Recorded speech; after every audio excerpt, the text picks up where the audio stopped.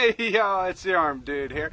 Hey, you know, I learned a long time ago it was important to do regular maintenance and upkeep tasks on my equipment to make sure that it keeps running properly.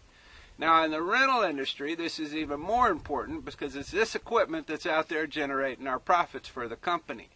Now, how do we know, though, when we're spending too much money? When's a piece of equipment starting to cost us more than it's worth? Well, stay tuned in this video, and I'm going to take you through the equipment usage maintenance screens and show you how some of the tools that we've added for you can help keep track of not only the revenues, but the expenses associated with each piece of equipment throughout its entire life cycle. So keep watching. Alright, if I want to know how much I've spent on a particular asset in my inventory or how much revenue it's generated for me, a great place to start is the equipment usage maintenance screens. That's what we're looking at here. Now in this case, I'm going to take a deeper dive and look at this Bobcat skid steer loader.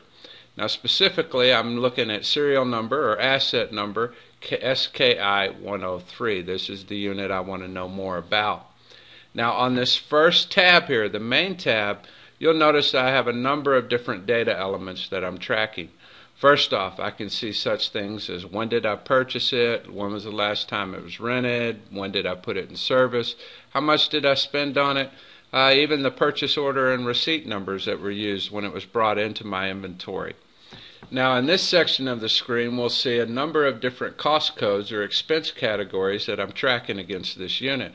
In this case, I want to see how much I've spent on labor, parts, and what did I pay for this. Now if I want to get detail, these are our cumulative totals here under each one of these columns or each row.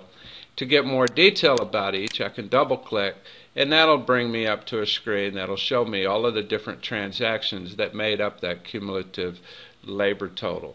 Now in this case it was spread across a number of work orders, and here's an amount of labor for each. Let's go back to our previous screen. I can get that additional information for these other cost codes that I'm tracking. And if I'd like, I can track up to 12 different cost types or expense categories, if you will.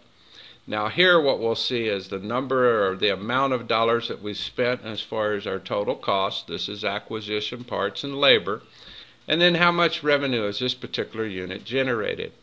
Now once we have that information, we'll go ahead and give you a net equipment value. Okay, this is not a depreciated amount or anything like that.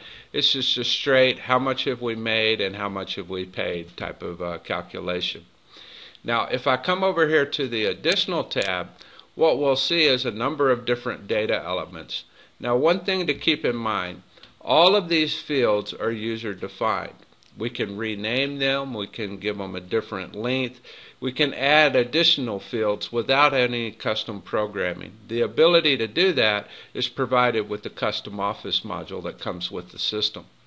Now in this case you'll see that I'm getting additional information as far as model number, manufacturer ID number, and some of the physical specs for this particular unit. Now last tab that I have here is the status tab. And on this tab we have a number of things that we can view. First off, if this particular unit is out on contract, we'll see the customer that has it and the contract that it's out on.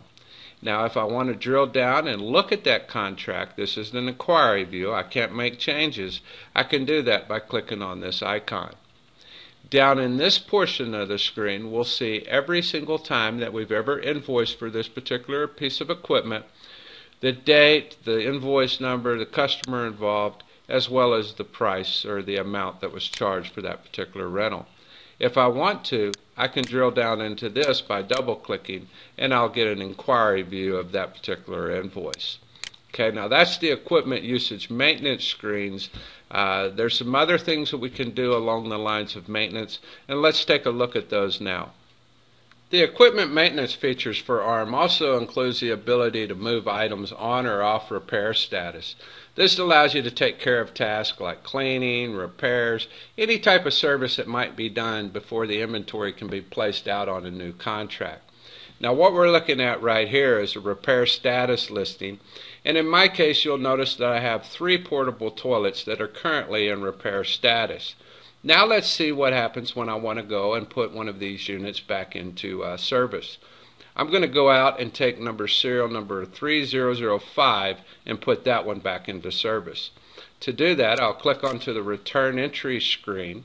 We'll pick 3005 from my serial number list, and I'm going to return that to stock. Now I'll tell it to accept, and if I go back out here and run my serial item on repair status report again, we'll just preview that. What we'll see is that 3005 has now been put back into service, and now I only have 2 units are in repair. So the ability to move items to and from repair status allows you to make sure that your inventory is ready before the next customer takes it.